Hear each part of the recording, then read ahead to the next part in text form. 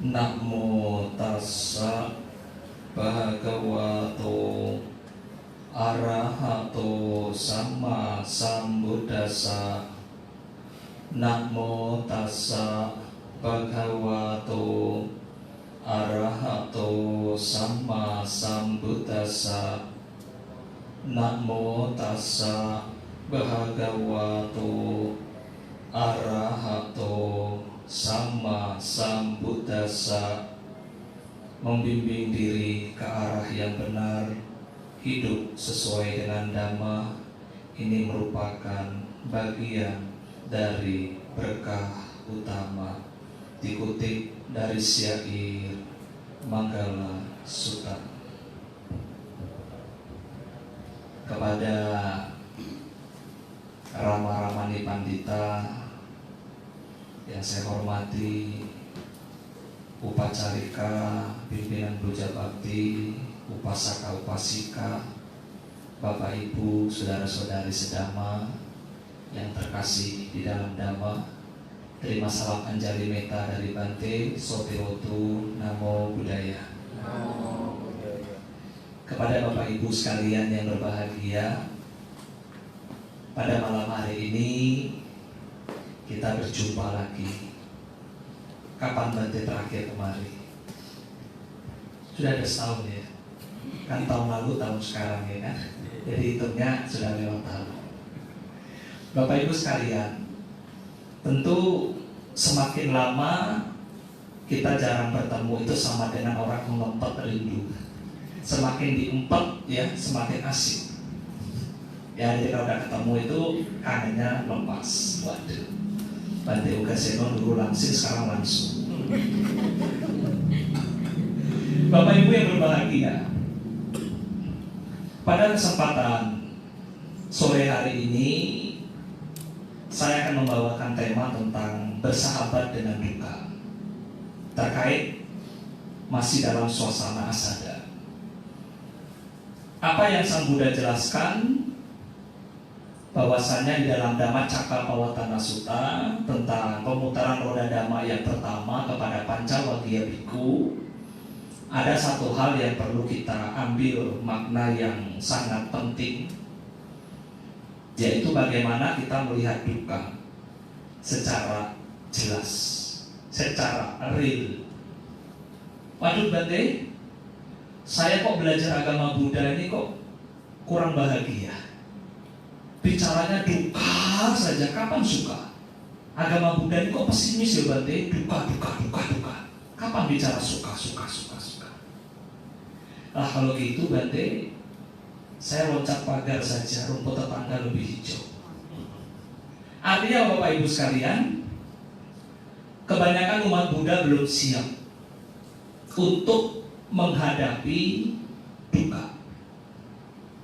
Padahal Sang Buddha mengatakan bahwa apabila duka bisa diatasi, dilenyapkan hingga ke akar-akarnya, maka kita sudah mendapatkan satu kebahagiaan yang sejatinya, yaitu adalah nibbana.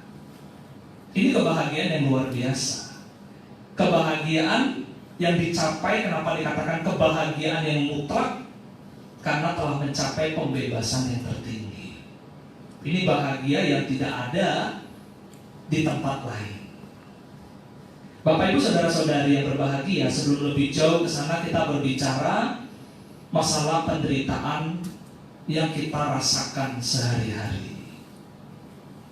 Sekarang bukan hanya di Surabaya, bahkan di seluruh dunia sedang mengalami duka karena adanya pandemi corona atau COVID-19. Nah, bagaimana kita menghadapi ini Bapak Ibu? Apakah kita harus lari dari sebuah kenyataan? Apakah kita harus takut secara berlebihan? Apakah kita harus khawatir, cemas secara berlebihan? Tentu tidak. Memang virus ini kita lihat sudah banyak memakan korban. Tetapi ada nilai sisi positif, kita harus melihat secara kebijaksanaan. Di sisi itu pula ada yang sembuh. Tidak semua mati. Artinya Bapak Ibu sekalian, kenapa kita berbicara bersahabat dengan duka? Bukan berarti Bapak Ibu cari di mana ada duka, Bapak Ibu bersahabat dengan dia, itu keliru. Ya artinya saat duka itu muncul di dalam diri kita, Bapak Ibu harus siap. Artinya apa? Bersahabatlah dengan keadaan yang tidak menyenangkan.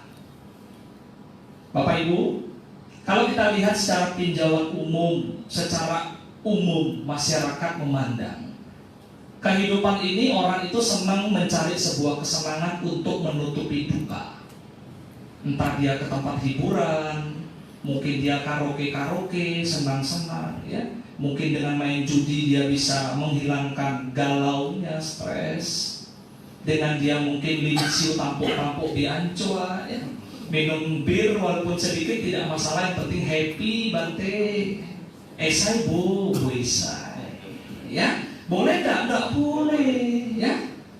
Apa bahasa Mandarinnya? Puhui. Ya, tidak boleh, ya, tidak boleh. Ojo. Bapak Ibu yang berbahagia, kadang-kadang orang untuk menutupi duka dengan cara mengumbar kesenangan supaya dukanya dilupakan. Padahal itu hanya seperti orang meneguk obat tidur. Sejenak saja. Obat bius sejenak saja dia bahal. Setelah obat biusnya hilang, obat ngantuknya hilang, kembali lagi rasa sakitnya itu dirasakan. Tidak menuntaskan, tidak menjawab permasalahan.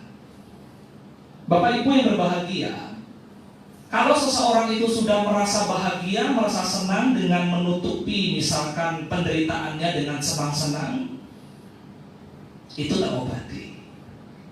Ada konteks yang kedua, orang senang-senang tadi itu justru membawa duka yang lebih dalam lagi. Senang-senang kumpul-kumpul, linciu, kiancat lai dia. Ya, lagi minum-minum enak-enak, polisi datang tangkap, masuk penjara enggak? Iya. Nah, akhirnya mau senang-senang, akhirnya senang seumur hidup dalam penjara. Akhirnya Bapak Ibu, kadang-kadang orang membuat satu kesenangan, ternyata belenggu yang baru muncul. Senang-senang main judi, happy, ya kan? Kalau di daerah tempat Bante itu, kalau orang ada meninggal itu puakci, ya, puak kihau, ya. Nah, itu hal yang biasa kalau di daerah-daerah itu hiburan. Nah, Bapak Ibu sekalian, terlepas dari masalah itu, nah yang perlu Bante tekankan di sini, kadang-kadang orang mengobati penderitaan dengan mencari kesenangan. Yang kedua, kesenangan dilakukan membawa penderitaan lagi yang baru. Sehingga bagaimana? Ini hanya berputar-putar saja, seperti roda, seperti rantai yang tidak putus. Senang untuk duka, ya, duka untuk senang, senang membawa duka lagi yang baru. Terus begitu. Jadi tidak menyelesaikan masalah, tapi justru mengatasi masalah dengan masalah. Bukan mengatasi masalah tanpa masalah. Nah, ini berbeda, Bapak Ibu. Nah, mari kita lihat secara Buddhis, Bapak Ibu, bagaimana penyelesaian terhadap duka. Bapak Ibu, hari ini yang merasa duka boleh angkat tangan. Duka. Ada yang merasa duka? Hebat, berarti suka semua hari ini. Ya, dukanya macam-macam. Duka karena mungkin moodnya lagi nggak bagus. Duka karena mungkin lagi cekcok. Duka karena mungkin lagi putus cinta. Duka mungkin karena usahanya lagi sedikit tergoncang. Duka itu banyak sekali. Nah, mari kita kupas. Yang pertama adalah duka karena pandemi corona. Duka karena COVID-19. Seluruh wihara di Nusantara, bahkan di seluruh dunia libur. Artinya libur masuk ke wihara. Semua selama ini menggunakan aplikasi Zoom, ya, YouTube, Facebook, dan seterusnya. Nah, sekarang wihara-wihara di Surabaya sudah mulai membuka diri untuk tetap melakukan puja bakti sesuai dengan protokol dari pemerintah. Ya, dengan menggunakan masker, menjaga jarak, mencuci tangan, ya. Dengan demikian, Bapak Ibu sudah mempraktekkan usaha benar sesuai dengan anjuran pemerintah. Nah, dengan demikian berarti kita sudah ikut mendukung untuk pencegahan COVID-19 yang lebih banyak lagi, memutuskan rantai penularan. Bapak Ibu yang berbahagia, kalau kita menanggapi COVID-19, kita menanggapi Corona terlalu berlebihan, menderita nggak kira-kira? Menderita. Mau keluar rumah yo takut, ya kan? Mau apa-apa takut, cemas, ya takut mati. Padahal memang kita bakal mati, tapi belum tahu kapan harus mati, ya kan? Nah, itu kita takut. Siapa semua akan mengalami ketakutan menghadapi kematian. Sang Buddha mengatakan di dalam Dhammapada tidak ada satu makhluk apapun yang tidak takut dengan kematian. Semua akan takut dengan kematian. Bapak Ibu sekalian, mari kita tanggapi rasa takut kita, rasa kecemasan kita, rasa kekhawatiran kita dengan kebijaksanaan. Nah, kalau kita sudah memiliki arti kebijaksanaan di sini, seperti yang tadi Bante sampaikan di awal, Bapak Ibu menjaga diri dengan baik, menjaga kesehatan dengan baik, sering-sering membaca Parita Suci, Ratana Sutta yang telah dianjurkan oleh Sangga Theravada Indonesia, ya sering dianjurkan untuk selalu membaca Ratana Sutta. Karena daripada sejarah latar belakang Ratana Sutta itu adalah satu wabah penyakit yang menyerang di satu desa yang menyebabkan banyak warga yang meninggal pada saat itu. Akhirnya Sang Buddha datanglah dengan 500 orang arahat, membacakan parita, melakukan blessing, hujan turun dengan deras, membersihkan perkampungan itu, semua wabah penyakit sembuh. Nah, itu sejarahnya dari Ratana Sutta. Selanjutnya Bapak Ibu sekalian, apakah itu saja cukup? Tidak, Bapak Ibu harus selalu giat berbuat kebajikan. Bapak Ibu jangan takut. Meskipun ada virus corona di samping kita, kalau memang karma buruk kita belum nyampe, karma baik masih melindungi kita, parami masih kuat memagari tubuh kita, kita tidak akan tertular. Betul tidak Bapak Ibu? Ya. Artinya apa? Kita kembali kepada konsep abinha pacawe kanapata. Kita adalah sebagai pewaris daripada karma kita masing, baik ataupun buruk, itulah yang akan kita warisi. Tetapi perlu digarisbawahi lagi, perlu bijaksana. Wah, aku mau tes parami saya sudah seberapa besar. Di sana ada yang kena COVID, saya datang, saya nantang. Wah, coba kena nggak saya? Itu namanya bodoh. Artinya apa? Artinya di sini Bante katakan kita tetap memegang teguh pada perlindungan terhadap kebajikan kita, membangun tekad, membaca parita dengan kuat. Ini saya katakan seandainya ada orang terkena COVID, misalkan begitu karena kita nggak tahu, tapi di situ kita punya parami, punya kebajikan, ya yang cukup, itu sebagai benteng perlindungan buat kita. Apakah hanya wabah penyakit? Bante tidak, di dalam sutta dikatakan. Bahkan orang yang senang bermeditasi meta bawana, Bapak Ibu pernah baca di dalam Anguttara Nikaya, orang itu akan terbebas dari santet, dari pelet, dari senjata tajam, dari racun, dari makhluk jahat. Itu kekuatan daripada meta bawana. Bayangkan saja, hanya meta bawana saja. Apalagi Bapak Ibu punya sila yang bagus, dana paramitanya juga ditingkatkan, samadhinya juga dikuatkan. Bahkan yang menjaga Bapak Ibu bukan saja kebajikan, mungkin saja ada Catu Maharajika Dewa yang menjaga kita. Mungkin saja.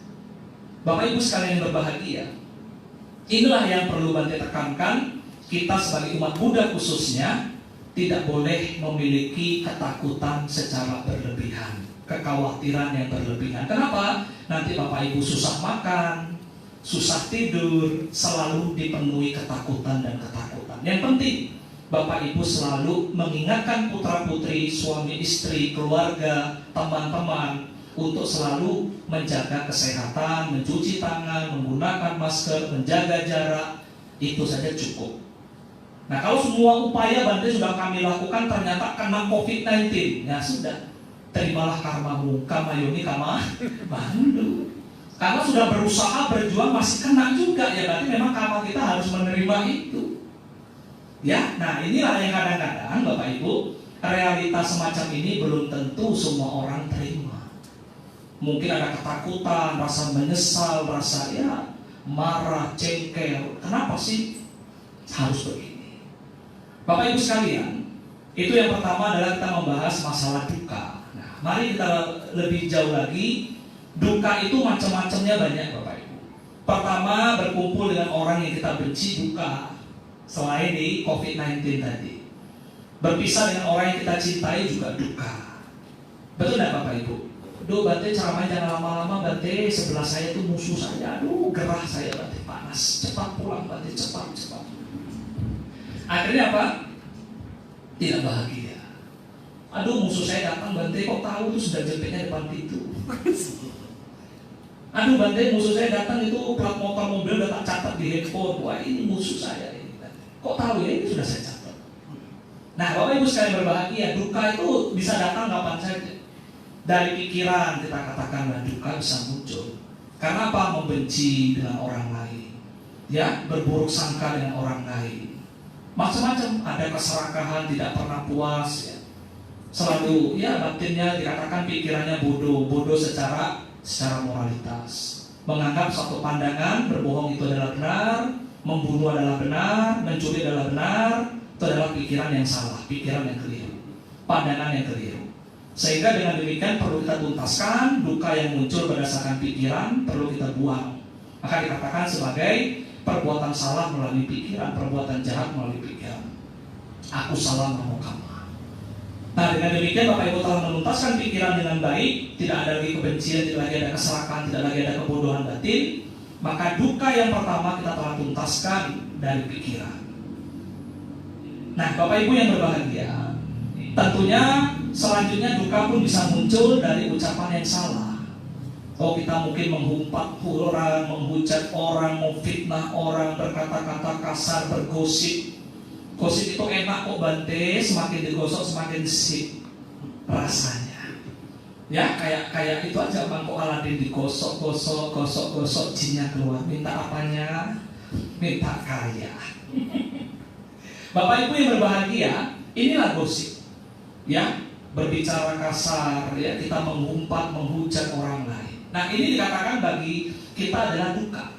Kenapa dikatakan sebagai duka? Karena kita akan dijauhi oleh orang, kita akan ditakuti oleh orang, kita tidak memiliki sahabat.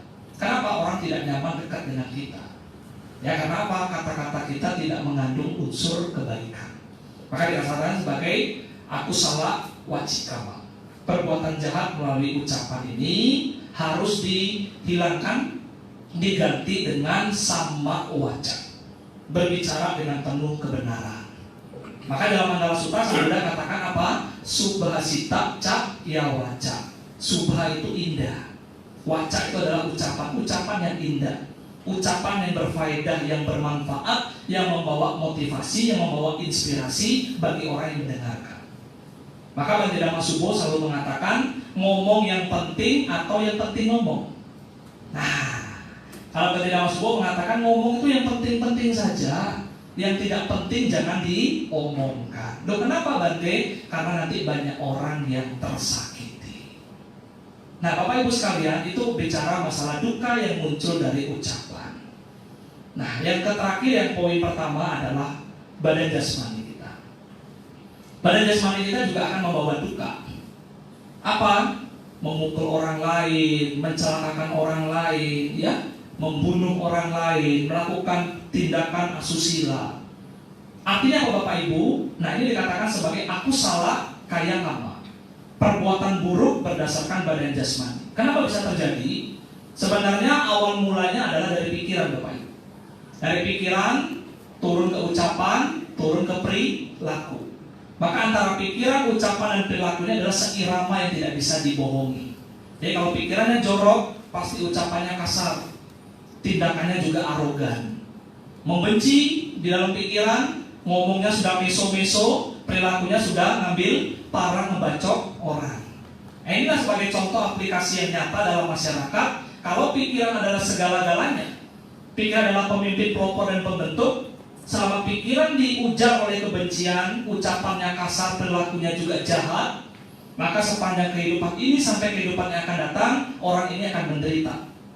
Seperti layaknya roda pedati mengikuti jejak kaki lembu yang menariknya. Ini masalah yang pertama Sang Buddha tekankan, masalah dalam satu pikiran. Yang kedua adalah bagaimana solusi di dalam Yamakawaga. Tadi saya pertama, ini saya kedua.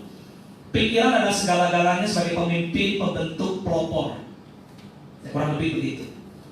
Apabila pikiran Bapak Ibu penuh dengan cinta kasih, ucapannya lemah lembut, penuh dengan kasih sayang, tingkah lakunya juga penuh dengan kasih sayang, sepanjang kelahiran ini sampai kelahiran akan datang, Bapak Ibu akan bahagia. Seperti bayang-bayang yang tidak akan pernah meninggalkan bendanya. Berarti Sang Buddha cukup jelas menegaskan bahwa Marilah kita jaga pikiran dengan baik, menjaga pikiran dengan baik. Nah, setelah kita tahu duka itu, oh ini duka ternyata. Sebabnya ayo kita cari Bapak Ibu, jangan tahu duka toh tapi tidak tahu sebab. Oh sebabnya apa sih? Sebabnya karena ada keinginan. Adanya, kalau Bante Damadiro menerjemahkan tanha itu adalah kegandrungan, menggandrungi hal-hal yang negatif. Kalau keinginan nanti orang diplesetkan, ingin kewihara tanha, ingin berbuat baik tanha, ingin berdana tanha. Nah, jadi lebih bagus kita mengucapkan tanha itu adalah kegandrungan, menggandrungi hal-hal yang negatif. Jadi Bapak Ibu sekalian, kalau ada di situ kita menggandrungi, ya, kalau kita katakanlah bahasa umumnya mungkin lebih enak di lidah, ya keinginan lah. Nah, keinginan yang berambisi, keinginan yang dipenuhi dengan kemelekatan, ya, keinginan yang tidak terarahkan, keinginan yang penuh dengan ego. Nah, ini perlu hati-hati. Sebabnya karena apa? Satu orang misalkan contoh ingin dipuji, ingin disanjung, ingin dihargai, begitu tidak, nah muncul egonya. Karena sudah banyak berbuat kebajikan, muncul egonya. Nah inilah yang dikatakan oleh Sang Buddha, tanha di dalam paticca samuppada, 12 manta rantai kehidupan, salah satunya adalah tanha, nafsu, keinginan. Ini yang menjadi sebab duka. Nah kalau kita bisa menghilangkan sebab duka ini karena salah satu adalah tanha, Bapak Ibu sudah bahagia. Nah caranya bagaimana setelah Bapak Ibu tahu, oh sebabnya karena ada tanha, ada nafsu, keinginan. Contohnya apa sih nafsu keinginan? 6 landasan indria. Mari kita kembali ke dalam Adita Pariyaya Sutta. Mata melihat, kontak, terbakar, perasaan suka tidak suka muncul, ya. Karena apa? Tanha di situ. Ingin memiliki, ingin menolak keadaan. Telinga mendengar orang memuji kita, bangganya setengah mati, iya kan? Ini juga duka. Pada saat kita menolak objek orang mencela kita, itu juga duka. Oh ternyata muncul dari situ. Selanjutnya penciuman, nyium yang wangi-wangi, yang busuk tidak mau, yang wangi melekat, yang bau kita tolak, duka. Lidah makan yang hauce-hauce, woyau, hauce puyau, ya, ini juga duka. Mau yang enak kita pegang sebagai kemelekatan, yang tidak enak kita tolak, kita tidak mau makan. Ini duka. Iya kan Bapak Ibu, gampang mencari duka itu ternyata dekat dengan diri kita, nggak jauh-jauh. Nah, selanjutnya adalah badan jasmani kita. Badan jasmani kita ini ya akan mengalami perubahan, anicca, duka, dan anatta. Rambut memutih, orang tidak terima konsep duka, anicca, duka muncul. Aduh kok saya sudah tua ya, coba malu stokim, aduh, ya, sudah jadi loma, sudah jadi ama-ama, rambutnya putih. Aduh, gigi saya ompong. Aduh, kulit saya keriput. Aduh, dan aduh, ya. Artinya apa? Kalau orang belum mengerti konsep anicca, duka, dan anatta, inilah muncul bahwa tubuh kita akan mengalami proses perubahan. Tapi pertanyaan muncul, Bante kalau saya merawat tubuh boleh tidak Bante? Boleh. Selama Bapak Ibu tugasnya merawat tubuh itu sangat diperbolehkan. Kenapa? Kalau Bapak Ibu sehat, Bapak Ibu mau sehat enggak? Mau. Yang enggak mau siapa? Semua mau sehat. Bapak Ibu sehat, otomatis umurnya panjang. Kalau sudah umurnya panjang, otomatis Bapak Ibu bisa banyak berbuat kebaikan. Setuju? Ya. Kalau badannya ingkri-ingkri, ya, sakit-sakitan, Senin batuk, Selasa encok, Rebo pilek, Kamis ya migrain, ya Jumat sakit mah, Sabtu mencret, Minggu mati. Bagaimana mau berbuat kebajikan? Satu minggu penyakitnya diborong sendiri. Bapak Ibu sekalian berbahagia, inilah tubuh kita memang sarangnya penyakit. Sang Buddha sudah mengatakan itu. Tubuh kita juga sarangnya kotoran. Kotoran mata keluar dari mata, kotoran telinga keluar dari telinga, kotoran hidung keluar dari hidung. Kadang-kala dahak dimuntahkan. Ini ada di dalam Wijaya Sutta. Artinya Bapak Ibu sekalian, jangan jijik terhadap tubuh kita. Artinya apa? Bapak Ibu lihat tubuh ini dengan kebijaksanaan, rawat tubuh ini dengan baik supaya awet. Kalau sudah awet, umurnya panjang, bisa banyak berbuat kebajikan. Setuju? Jaga tubuh dengan baik. Kalau sakit diobati. Oh sebenarnya udah karmanya kok sakit, biarkan saja nanti sembuh sendiri. Jangan Bapak Ibu ya, sebagai kebijaksanaan begitu tubuh sakit, ayo kita obati, pergi ke dokter. Ya, jangan pergi ke tukang cukur, beda ceritanya. Kalau sakit ke tukang cukur, keliru enggak Bapak Ibu? Keliru.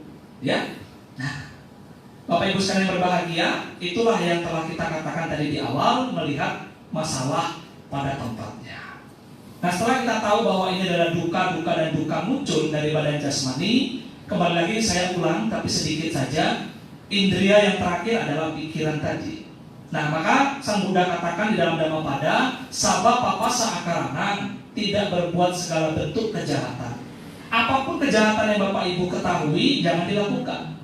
Oh, berarti terjadi kecelakaan, terjadi kebakaran rumah orang lain. Aku tidak membantu, boleh tidak Bapak Ibu? Aku tidak bakar. Aku kan tidak nabrak. Ngapain aku bantu? Aku kan tidak berbuat jahat juga, toh? Boleh tidak Bapak Ibu? Ayo, boleh tidak? Kan Bapak Ibu tidak nabrak, tidak bakar, tapi tidak bantu, boleh tidak? Boleh menurut Bapak Ibu, secara hukum sosial tidak boleh. Karena apa? Kita harus bersosial dengan masyarakat. Betul tidak Bapak Ibu? Nanti akan saya kaji lagi dari kesemuanya. Kedua, kusala upasampada, perkaya diri dengan berbuat kebajikan. Bapak Ibu banyak berbuat baik. Ya tak? Bapak Ibu berbuat baik. Pada saat seseorang sudah berbuat baik, Bapak Ibu menganggap apa yang telah saya lakukan itu milik saya. Boleh tidak kira-kira? Muncul apa? Rasa aku memiliki dengan apa yang sudah aku miliki. Nah, Bapak Ibu, dari dua pernyataan di atas tadi, Sang Buddha menengahi dengan sacita pariyodapana. Artinya apa sebenarnya? Mensucikan hati dan pikiran akan memunculkan mindfulness, akan memunculkan pandangan terang, kebijaksanaan yang hakiki, yaitu dalam bahasa Pali dikatakan bahwa namayapanya, kebijaksanaan yang lahir dari samadhi. Bapak Ibu akan lihat, oh, saya tidak berbuat jahat, tetapi saya pun harus melakukan kebaikan. Contoh, Bapak Ibu praktek Pancasila Buddhis itu aktif atau pasif? Pancasila Buddhis itu aktif atau pasif? Pasif, karena bunyinya hanya menghindari dan menghindari. Tapi Bapak Ibu ada pasangannya.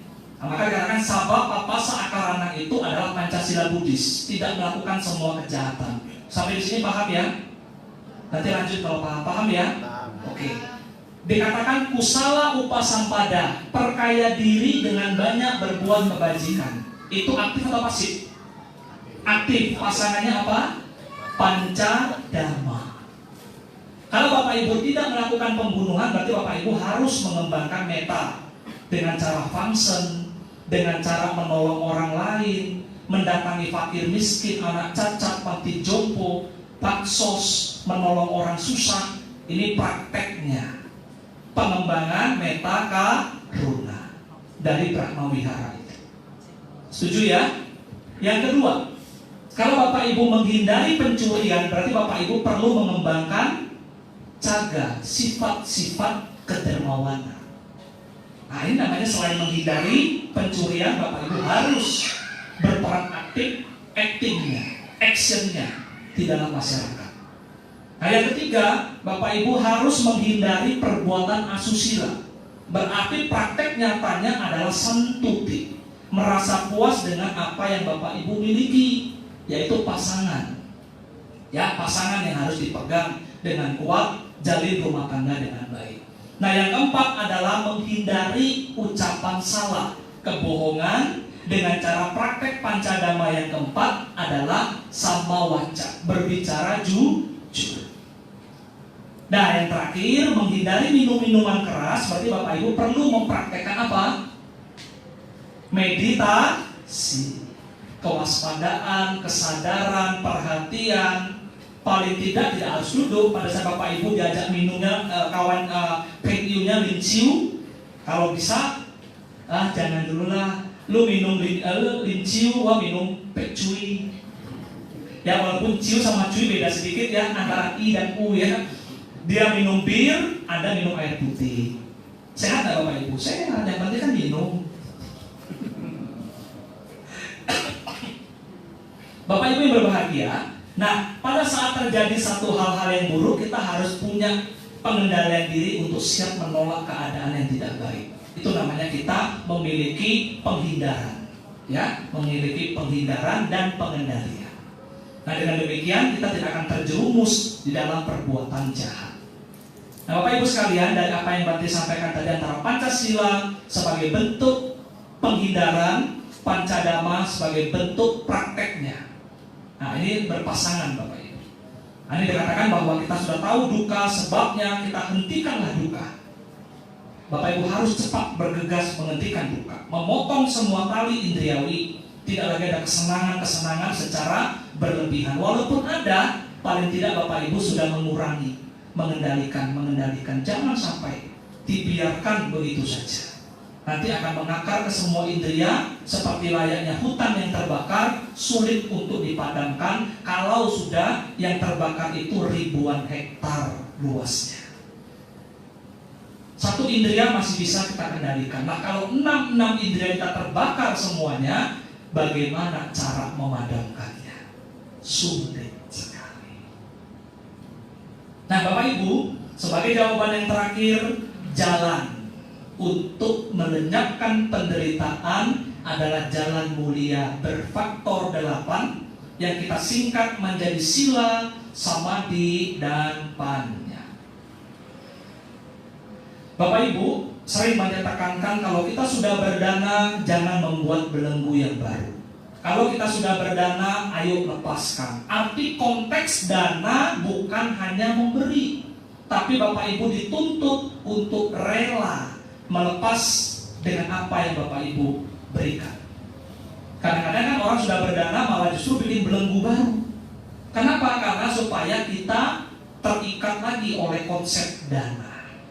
Misalkan contoh Bapak Ibu berdana makan kepada para biku atau kepada sangga di hari Katina, atau pada saat dana makan pagi maupun siang. Nah ini contoh. Nah Bapak Ibu pada saat menyerahkan dana makan maupun minuman atau catu pacaya berupa jubah dan lain sebagainya, pada saat diterima oleh biku maupun oleh sangga, berarti hak kepemilikan orang tersebut telah terputus pada saat biku atau sangga menerimanya. Sampai sini Bapak Ibu sudah paham ya? Nah konteks dana inilah yang terkadang banyak umat Buddha di mana-mana yang belum terlalu mengerti sampai di situ. Artinya apa Bapak Ibu? Berarti pada saat Bapak Ibu sudah menyerahkan, berarti sudah dimiliki oleh biku maupun sangga. Maka kalau di Malang, di Ngandar, pasti pesan Bante Kanti setelah pelimpahan jasa, Bapak Ibu silakan makan di wihara. Sekarang sembahyang dulu, betul nggak? Ya, kok Bante bisa nopas dengan anaknya? Bapak Ibu sekalian, itu artinya apa? Bahwa makanan yang Bapak Ibu santap itu sudah milik sangga, sudah milik biku. Sewajarnya, sepatutnya, seyogyanya seorang biku sudah harus menawarkan itu kepada umatnya untuk makan. Sampai di sini paham ya Bapak Ibu ya? Inilah konteks dana yang sesungguhnya. Maka dikatakan danang dadantuk sadaya, berdanalah dengan penuh keyakinan, maka Bapak Ibu akan mendapatkan kekuatan, kesehatan, kesejahteraan, paras wajah yang indah, sejahtera, umurnya panjang, rezekinya lancar. Asalkan Bapak Ibu sebelum memberikan bahagia, pada saat memberikan bahagia, setelah memberikan tidak boleh ada penyesalan. Nah, Bapak Ibu sudah mengantongi 4 kekuatan tadi. Ayu wano sukham. Nah sebagai penutup Bapak Ibu yang bahagia, tentunya sudah banyak hal yang Bante sampaikan. Ya, sila jangan lupa dilaksanakan. Tadi adalah konteks dana. Dana bisa mengantarkan seseorang mencapai surga, bahkan mencapai nibbana. Di dalam kitab Vimana-Watu Uddaka Nikaya sudah banyak cerita kejadian di zaman Sang Buddha dari orang yang suka berdana. Mereka terlahir di alam 33 dewa, di alam Tawatimsa, bahkan ada yang mencapai nibbana dengan kekuatan berdana. Yang kedua, Bapak Ibu praktekkan sila dengan sungguh-sungguh, rawat sila dengan baik. Sang Buddha mengatakan di dalam Mahaparinibbana Sutta Digha Nikaya, sila mampu menolong kita Sila mampu menuntun kita di jalan yang gelap, sekalipun kita hanya seorang diri. Jangan takut bahwa sila sebagai pelindung kita. Menjadi dewa yang melindungi kita itu adalah sila, moralitas. Pada saat Bapak Ibu sakit keras, jangan takut, sila akan membuat Bapak Ibu menjadi tenang menghadapi sakit, bahkan maut yang akan datang menjemput kita pun. Kekuatan sila mampu menuntun kita. Cuti cita kesadaran akhir kita akan menuntun kita ke hal yang positif untuk terlahir di alam surga. Silena sugating yanti. Apakah cukup sampai alam surga, Bante? Tidak. Ternyata sila pun mampu menuntun kita untuk mencapai nibbana. Silena nibbuting yanti. Wow, luar biasa. Sila bisa menuntun kita sampai sejauh itu. Kalau Bapak Ibu rawat, praktekkan sila dengan sungguh. Bapak Ibu sekalian, cukup? Belum, meditasinya belum dikupas. Masih lanjut? Sampai pagi? Bapak Ibu saudara-saudari, ternyata samadhi itu adalah puncaknya. Menurut Bante Sri Panyawaro Mahatera, sebenarnya maskotnya Buddhism itu adalah di syair yang ketiga, Sacita Pariyodapana. Inilah yang membedakan ajaran Buddha dengan ajaran lainnya, adalah kita mampu membersihkan, mensucikan hati dan pikiran, yaitu dalam bahasa kita adalah samadhi atau meditasi. Sekarang Bapak Ibu bisa melihat kan hiruk pikuknya dunia ini seperti apa. Kemajuan teknologi yang begitu canggih, tidak ada yang bisa membendung dengan kecanggihan teknologi. Banyak manusia dimanjakan, bahkan dibodohi, bahkan diperbudak dengan kecanggihan teknologi, sehingga melakukan kejahatan, melakukan segala tindakan-tindakan yang tidak baik. Nah, samadhi inilah sebagai benteng, sebagai payung perlindungan kita untuk memiliki sangwara. Memiliki apa? Pengendalian diri, sati sangwara. Pengendalian diri berdasarkan perhatian. Pada saat kita menggunakan kecanggihan teknologi, ya, begitu kita ada pengendalian diri, maka kita akan membatasi diri untuk tidak masuk ke ranah-ranah yang membawa pada kemerosotan batin. Kita batasi, kita batasi, kita batasi, kita batasi. Coba Bapak Ibu lihat sekarang, anak usia berapa sudah gila dengan game? Siapa yang tidak bisa terlepas dari gadget? Zaman Bapak Ibu, zaman saya mungkin masih main layang-layang, main gundu, kelereng, ya, main loncat tali. Sekarang udah nggak ada Bapak Ibu. Anak kecil semua sudah pegang gadget, main game. Rusak nggak main game? Tidak. Yang rusak itu kalau kita tidak kontrol anak kita. Kita tidak awasi mereka. Oke, sebagai hiburan, tapi kita harus berani mengkat mereka kapan harus belajar, kapan harus makan, kapan harus istirahat. Tapi kadang-kadang kan sang ibu, sang ayah kan kasihan. Wah, sudahlah, cincai-cincai biar jual, cepai-cepai, ya, cincai-cincai itu ya sudahlah, kasih kebebasan sesekali kok. Nanti lama-lama sesekali jadi 2 kali, jadi 3 kali, 4 kali dan seterusnya. Akhirnya apa? Bobot. Dan ada lagi harapan apa? Kita lihat bukan di sini tapi di mana-mana, anak-anak sudah sangat-sangat kecanduan dengan game. Maka ada mahasiswa kami di SDAB Kertarajasa meneliti dampak negatif dari game online terhadap mahasiswa SDAB. Apa yang menjadi dampak negatif? Saya katakan kalau itu dimainkan tanpa ada pengendalian diri, itu negatif. Game tidak negatif, karena apa? Itu aplikasi hiburan. Semua Bante yakin dari mulai anak kecil sampai orang tua, sampai oma, opa, engkong, ama, encing, saya rasa kalau sudah kenal gadget pasti senang main game, betul enggak?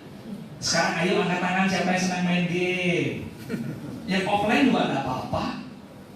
Malu ya? Enggak apa-apa, karena game itu hal yang wajar menurut pandangan pribadi Bante. Selama ada pengendalian di Nah kalau sudah main game lupa waktu, lupa makan, lupa belajar, lupa tapian, lupa segala macam, wah kacau.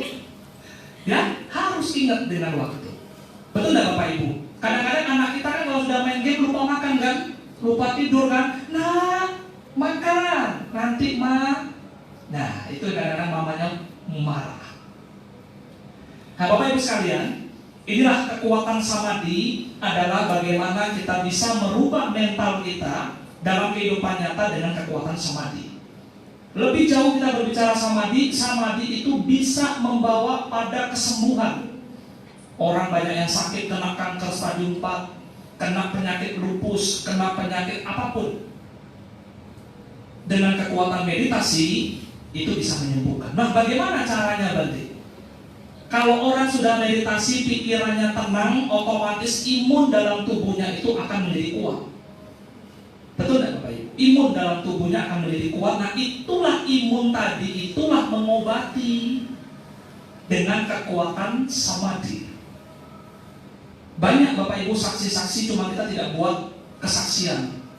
Banyak umat Buddha yang sembuh dari penyakit karena kekuatan meditasi. Bahkan dari ajaran lain juga belajar metode meditasi Buddhis, utamanya di Nanda tempat Bante Kanti, itu semua lintas agama sudah coba, sakit, setelah pulang sembuh. Ah itulah mereka kecanduan pengen meditasi lagi, pengen meditasi. Lebih daripada itu ada kekuatan meditasi selain untuk merubah mental kita, menyembuhkan penyakit. Ternyata meditasi bisa membawa pada sumber kesucian, menjadi makhluk Arya Pugala, mencapai nibbana, bebas dari padamnya kilesa, maka tidak ada lagi kelahiran, otomatis tidak ada usia tua, tidak ada sakit, tidak ada kematian. Maka itulah dikatakan sebagai tugas akhir umat Buddha adalah untuk memasukkan gawang, bola di dalam gawang, itu mencapai nibbana. Itulah sebagai finish kehidupan kita sebagai umat Buddha. Bapak Ibu, sebagai yang terakhir, panya atau kebijaksanaan perlu kita raih dalam hidup ini. Bapak Ibu secara otomatis saja, kalau gemar berdana, ya, senang bermeditasi, menjalankan sila dengan baik, senang baca parita, senang mendengarkan dhamma meskipun dari YouTube, sering-sering aja Bapak Ibu. Nanti secara otomatis kebijaksanaan secara dasar akan terbentuk. Oh saya tidak boleh ini, saya tidak boleh ini. Oh kalau bohong itu tidak boleh meskipun demi kebaikan. Oh pokoknya bisa linciu tampuk pun bisa walaupun kongen. Ya walaupun sinja di hari Imlek saya tidak boleh minum bir. Oke, tidak apa-apa walaupun sedikit tetap tidak boleh. Oke, karena apa? Sudah mengerti dhamma. Nah inilah penting. Main judi boleh tidak sebentar saja mengobati rindu, tetap kalau bisa jangan. Nah kenapa? Sang Buddha sudah menjelaskan di dalam Viyagga Pajasutta Anguttara Nikaya, mau sejahtera, hindari judi, hindari mabuk, hindari teman jahat, hindari ketergilaan terhadap seks bebas. 4 kebocoran harta. Bapak Ibu sekalian, sebagai penutup yang sudah Bante sampaikan, kebijaksanaan adalah sebagai pisau untuk mengasah mana yang boleh, mana yang tidak, mana yang salah, mana yang benar, mana yang menguntungkan, mana yang merugikan, mana yang bermanfaat dan mana yang tidak bermanfaat. Pannya adalah sebagai pisau untuk mengupas kehidupan kita, untuk bisa berpikir yang bijak, berucap yang bijak, dan bertindak tanduk yang bijak. Dengan demikian Bapak Ibu akan bahagia. Sebagai penutup Bapak Ibu, pohon beringin yang rindang daunnya akan membawa kenyamanan dan kesejukan bagi orang yang berada di dalam maupun di bawah pohon itu. Demikian sebaliknya, pohon yang kering kerontang tidak punya daun, maka tidak ada tempat perlindungan di situ. Ada hujan, ada panas, orang yang di bawah itu akan terkena dampaknya. Batin seseorang yang sudah kuat dengan kebajikan, batin seseorang telah memusnahkan duka, maka dia seperti pohon beringin yang bisa menyejukkan dirinya, juga bisa menyejukkan bagi banyak orang. Marilah Bapak Ibu, tuntaskan duka, bersahabat dengan duka, jangan menolak duka, lihat duka dengan kebijaksanaan, pelan-pelan kita pelajari, kita tuntaskan dengan jalan mulia berfaktor 8, mengembangkan sila, mengembangkan samadhi, dan mengembangkan kebijaksanaan. Sekian, terima kasih. Bante ucapkan selamat malam. Sobihotu, Namo Buddhaya. Bapak mau nanya? Saya mau tanya Andre, maaf ya sebelumnya, kenapa orang baik jujur, baik dan jujur banyak musuhnya, tapi lawan jahat banyak temennya?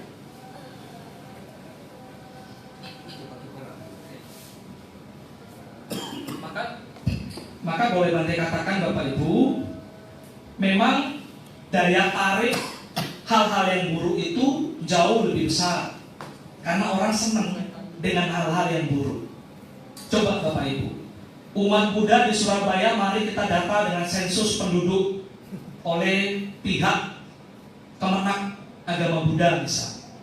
Kita data berapa banyak umat Buddha di Surabaya saja dengan jumlah pancawihara. Kita katakan yang Theravada misalkan begitu. Ya, kita data umat Buddha berapa banyak, misalkan wihara berapa banyak, umat Buddha berapa banyak yang masuk ke wihara dengan yang tidak ke wihara. Nah, kan belum ada yang melakukan penelitian itu, belum ada yang mengkaji secara ilmiah. Ada kata itu dijadikan pengkajian, berarti jelas. Oh, ternyata ini asumsi ya, asumsi. Oh, ternyata umat Buddhanya itu yang ke wihara itu cuma berapa? Misalkan 500, umat Buddhanya ada 3000 misalkan. Berarti tidak sebanding. Berarti bunyinya apa? Error. Data error. Artinya tidak sebanding, Pak. Nah, itu sudah menunjukkan bahwa ternyata orang masih senang untuk bersenang-senang di luar situ dan belum menganggap dhamma itu satu kebutuhan. Kalau dia sudah menganggap dhamma sebagai kebutuhan, wiharanya adalah seperti rumah sekolah, seperti kampus. Datang ke sini belajar mendengarkan dhamma, berhadapan dengan rupang Buddha, dengarkan dhamma, berdana, kalau ada biku, ada samanera tasilani, dan situ udah praktek. Nah, kenapa kita dimusuhi? Sang Buddha mengatakan, Pak, berbuat hal yang buruk sangat gampang, Pak, dan semua orang senang. Tetapi kalau berbuat baik, amat sulit. Bahkan kita mau berbuat saja sulit. Orang yang sangat banyak berbuat kebajikan memang musuhnya adalah orang-orang yang tidak baik, Pak.